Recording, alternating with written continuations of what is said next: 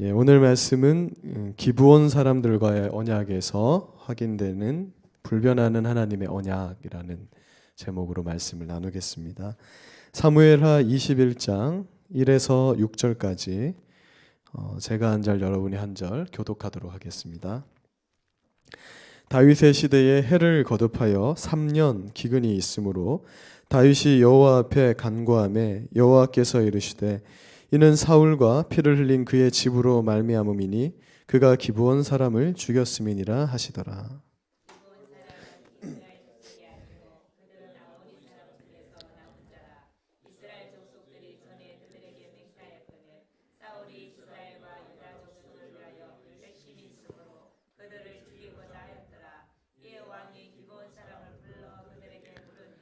다윗이 그들에게 묻되 내가 너희를 위하여 어떻게 하랴? 내가 어떻게 속죄하여야 너희가 여호와의 기업을 위하여 복을 빌겠느냐 하니 기브온 사람이 그에게 대답하되 사울과 그의 집과 우리 사이의 문제는 언건에 있지 아니하며 이스라엘 가운데서 사람을 죽이는 문제도 우리에게 있지 아니하나이다 하니라.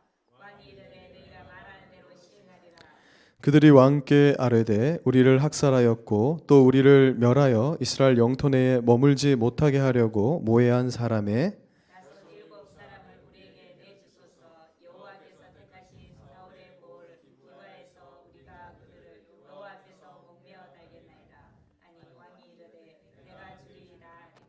아멘. 오늘 본문 말씀인 이 사무엘하 21장 1절을 보면 다윗의 시대에 해를 거듭하여 3년 동안 기근이 있었다라고 말씀하고 있습니다. 다윗이 이때 통치를 잘 하고 있었을 때인데 갑자기 3년간의 기근이 온 거예요.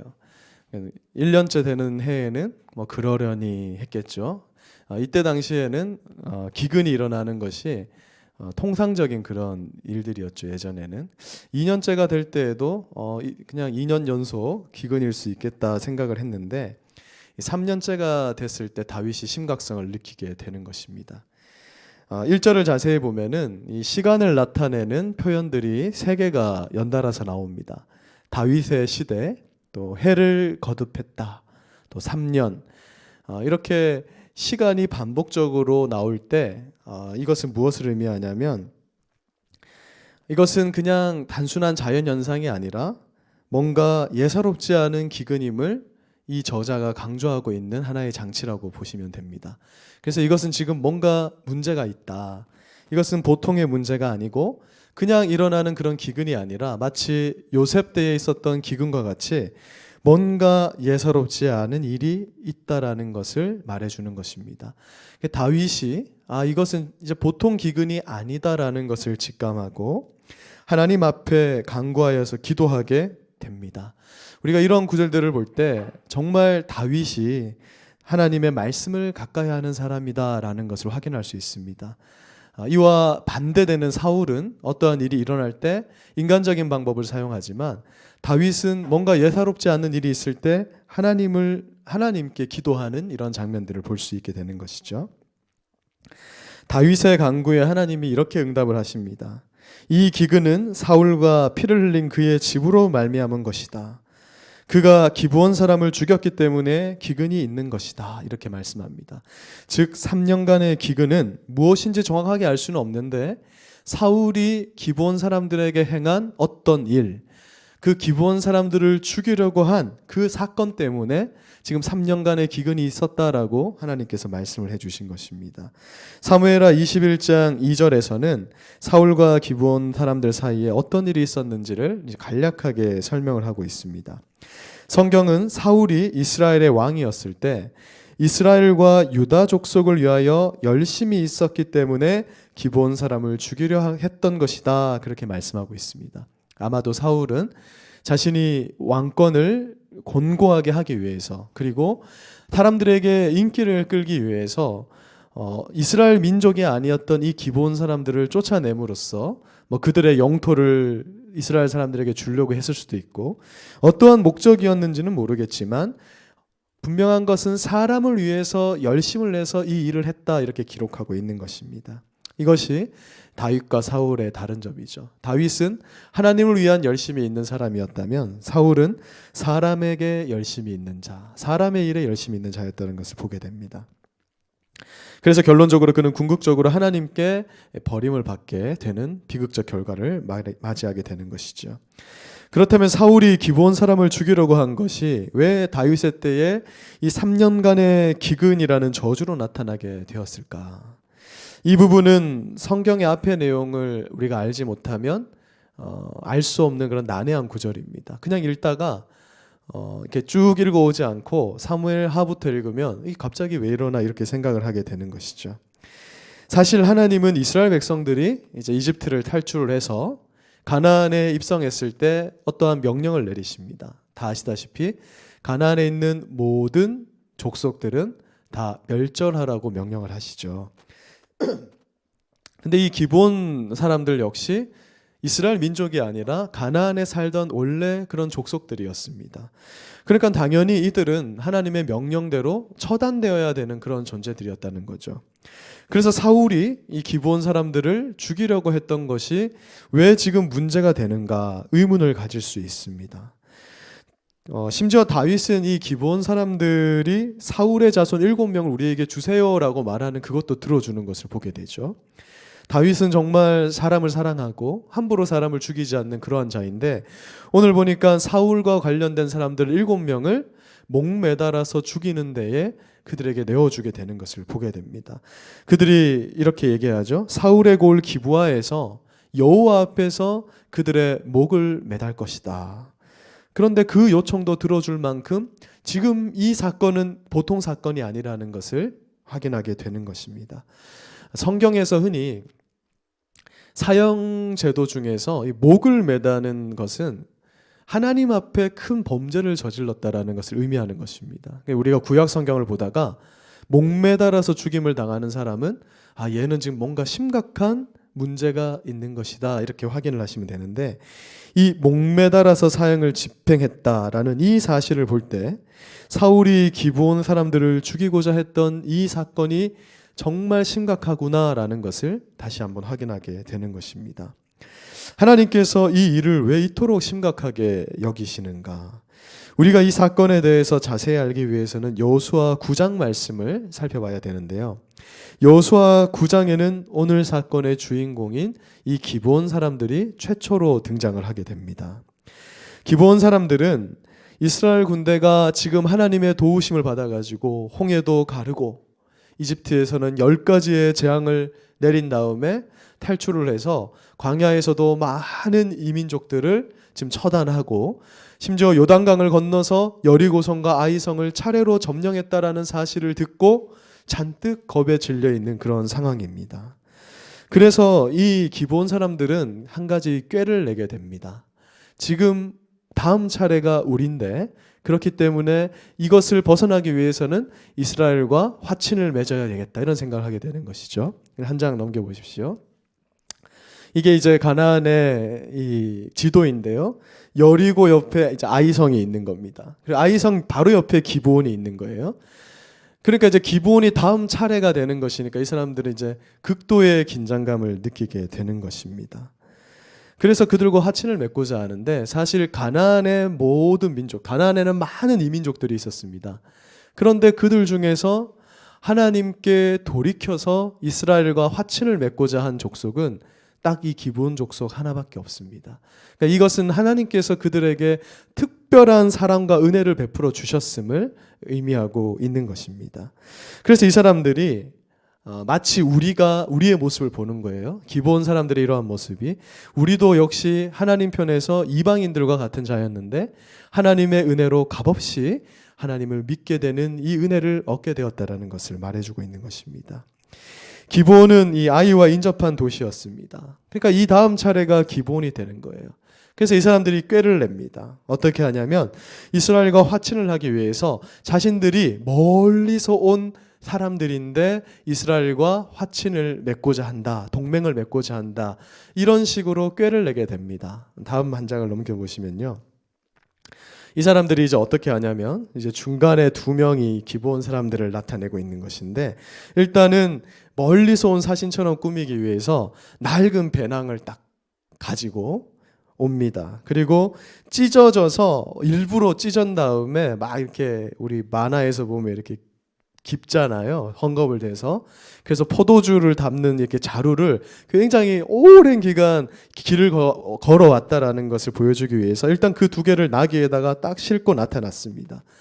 그리고 발에는 신발이 낡아서 몇 번을 꼬맨 그런 흔적을 일부러 만들고, 또 일부러 곰팡이가 핀 빵을 준비를 합니다. 그래서 이스라엘 사람들에게 보여주면서 봐라, 진짜 멀리서 왔다. 빵이 곰팡이가 쓸 만큼 멀리서 왔다. 이렇게 이스라엘 사람들을 속이게 되는 것이죠. 그러니까 누가 봐도 멀리서 온 사신의 모습을 했기 때문에 이스라엘 사람들은 별 의심 없이 이 기브온 사람들과 화친을 맺게 되는데, 중요한 것은 하나님의 이름으로 언약을 맺게 되는데 포인트가 있었습니다. 다시 말해서 이들은 거짓으로 이스라엘 백성과 언약을 맺었습니다.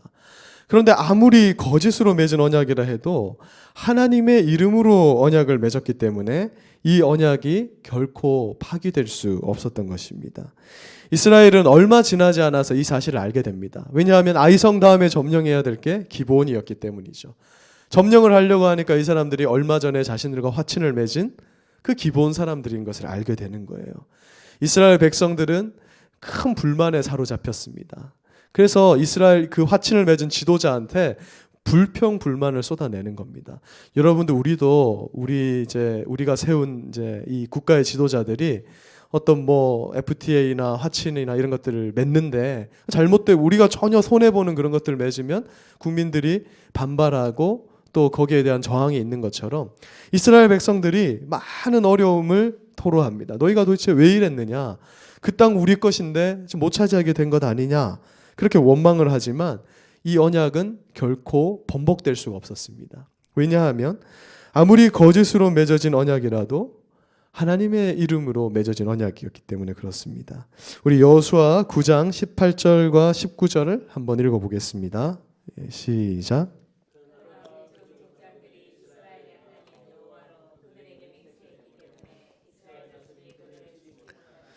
그러므로 회중이 다 족장들을 원망하니 모든 족장이 온 회중에게 이르되 우리가 이스라엘 하나님 여호와로 그들에게 맹세하였은즉 이제 그들을 건드리지 못하리라. 그러니까 그들을 공격할 수가 없는 것입니다. 왜냐하면 어찌됐든 하나님의 이름으로 약속을 맺었기 때문에 그런 것입니다. 이런 스토리가 하나님과 기브온 사이에 있었던 것이에요. 그리고 기브온과 이스라엘 사이에 이러한 스토리가 있었습니다. 그래서 하나님은 사울이 기브온 사람들을 죽이려고 했을 때 그것을 굉장히 심각한 사건으로 받아들였던 것입니다. 하나님은 비록 거짓으로 언약을 맺기 위해서 다가온 기브온 사람들이었지만 그들의 마음을 귀하게 여기셔서 나중에는 그들을 하나님을 예배하는 처소인 성소에서 물을 기르고 나무를 준비하는 자로 사용하십니다. 말 그대로 성전을 아름답게 가꾸고 또 성전을 이제 뭐라고 할까요? 이제 잘 관리하는 그러한 역할을 하나님께서 맡기실 정도로 하나님께서는 이렇게 실수로 맺은 언약, 그리고 거짓말로 맺은 언약이지만 하나님의 이름으로 맺은 언약이기 때문에 그들을 이처럼 사랑하시고 끝까지 보존하시기를 원하셨다라는 것을 이 사건이 지금 말해주고 있는 것입니다. 우리가 하나님이 어떤 분이신가에 대해서 이렇게 표현을 할 때 이런 표현이 있습니다. 조금 불순한 표현일 수도 있지만 하나님은 하나님 자신이 사람과 맺은 언약에 스스로 묶이셨다. 그러니까 하나님께서도 함부로 사람과 딱 약속을 맺으면 거기에서 마음대로 그것을 파기하거나 할 수가 없는 것입니다. 그래서 우리가 기도할 때 하나님의 말씀을 붙잡고 기도하라. 왜 그런 말을 하냐면 하나님이 그 말씀에 묶여있기 때문에 우리가 하나님 앞에 하나님 말씀에 이렇게 말씀하시지 않았습니까? 라고 하면 하나님 자신도 그것을 거절할 수가 없는 것입니다. 하나님이 이토록 하나님이 사람과 맺은 언약을 귀하게 여기시는데 심지어 거짓으로 맺은 언약도 이렇게 귀중하게 여기시는 하나님이시라면 기브온과의 언약을 깨고자 했던 이 사울의 모습이 하나님 앞에서는 굉장히 심각한 모습이었다라는 것을 오늘 스토리가 말해주고 있는 것이죠. 3년 동안의 기근, 그리고 7명의 무고한 사람이 목매달아 죽을 수밖에 없었던 그 사실이 이 일의 심각성을 고스란히 보여주고 있는 것입니다. 이처럼 하나님과 사람이 맺은 언약은 변할 수 없는 것입니다. 이를 조금 어려운 말로 언약의 불변성 이렇게 말합니다. 그러니까 언약은 변하지 않는다라는 것이죠. 여러분, 하나님이 우리와 어떤 언약을 맺으셨습니까? 그 언약의 내용은 이렇습니다. 간단히 말하면 하나님이 사람과 맺은 언약은 하나님이 자신이 사랑하는 독생자 예수 그리스도를 우리에게 주셨어요. 그래서 우리는 그 예수 그리스도를 믿기만 하면 구원을 얻는다라는 것입니다. 하나님의 자녀가 되고 하나님의 나라를 유업으로 받게 된다. 유산으로 받게 된다. 그것이 하나님의 약속입니다. 어떻게 보면 약속이 참 이상한 약속이에요. 왜냐하면 하나님 편에서는 별로 좋을 게 없는 약속. 그런데 하나님이 그 약속을 얼마나 지키기를 원하시는가. 그런 것이 성경 곳곳에 나타나고 있는 것입니다. 로마서 8장 38, 39절에서 말씀하는 것과 같이 이 언약은 사망이나 생명이나 천사들이나 권세자들이나 현재일이나 장래일이나 능력이나 높음이나 기품이나 다른 어떤 피조물이라도 끊을 수 없는 것이다. 그렇게 말씀합니다. 기브온이 거짓으로 맺은 언약도 이처럼 심각하게 받으시는 하나님이시라면 예수 그리스도를 제물로 삼은 이 언약은 어떠하겠습니까? 히브리서 9장에서도 하나님과 사람이 맺은 이 언약이 절대 파기될 수 없음을 기록하고 있습니다. 우리 히브리서 9장 15절에서 17절 한번 읽어보겠습니다. 시작. 이로 말미암아 그는 새 언약의 중보자시니 이는 첫 언약 때에 범한 죄에서 속량하시려고 죽으사 부르심을 입은 자로 하여금 영원한 기업의 약속을 얻게 하려 하심이라. 유언은 유언한 자가 죽어야 되나니 유언은 그 사람이 죽은 후에야 유효한즉 유언한 자가 살아있는 동안에는 효력이 없느니라. 이 말씀이 무슨 말씀이냐면 하나님과 사람이 맺은 이 약속을 유언의 개념으로 해석을 하는 겁니다. 그러니까 하나님이 말씀하신 그 유언을 지키는데 어떻게 그것을 확증하냐면 죽으심으로 확증했다. 그러니까 부모님이 유언을 하면 그 부모님이 죽을 때 그것이 확실히 내 것이 되는 것처럼 예수님이 왜 십자가에서 죽으셨습니까? 라는 그 이유에 대해서 그분이 십자가에서 죽으심으로 하나님이 우리를 구원하시겠다라는 그 약속을 완전히 확증했습니다. 라고 말씀하는 게 이 히브리서의 말씀인 것입니다. 그러니까 예수님이 죽으신 이유는 하나님의 언약이 이처럼 완전하다. 절대 끊을 수 없다. 그것은 우리가 조금 부족해서, 우리가 조금 못나서, 우리가 죄 좀 짓는다고 그렇게 해서 깨질 수 있는 것이 아니라는 겁니다. 예수님께서 죽으심으로 그것을 확증했다 말씀하고 있는 것이죠. 우리가 언약 안에 들어있다라는 것은 이처럼 우리가 놀라운 존재라는 것을 말씀해주고 있는 것입니다. 이제 우리는 다음 주부터 몇 주간 웨스트민스터 신앙고백 7장 인간과 맺으신 하나님의 언약에 대해서 살펴볼 텐데요. 이 하나님의 약속하심, 이 언약에 대해서 우리가 살펴보게 됩니다. 오늘 말씀에서 확인할 수 있듯이 성경은 하나님의 약속을 담고 있는 책입니다. 하나님이 깰 수 없는 그 약속을 성경 곳곳에 말씀하고 있고 예수 그리스도께서는 이 말씀하고 있는 것이 진짜다라는 것을 확증하기 위해서 죽으셨다라고 말씀하고 있는 것입니다. 그만큼 성경에서 이 언약의 개념을 이해하는 것 그리고 공부하는 것은 우리 신앙을 더 풍성하게 하고 또 흔들리지 않는 뿌리 깊은 신앙을 가질 수 있도록 도와줍니다. 그래서 이 웨스트민스터 신앙고백 7장 말씀을 위해서도 또 함께 기도해 주시면 감사하겠습니다. 제가 기도하고 우리 같이 또 기도하는 시간을 가지겠습니다. 사랑하는 하나님 아버지 감사합니다. 오늘 기브온 사람들과 맺은 그 언약의 말씀을 통해서 하나님과 우리 사이에 깰 수 없는 이 언약에 대해 생각하게 하심에 감사합니다. 그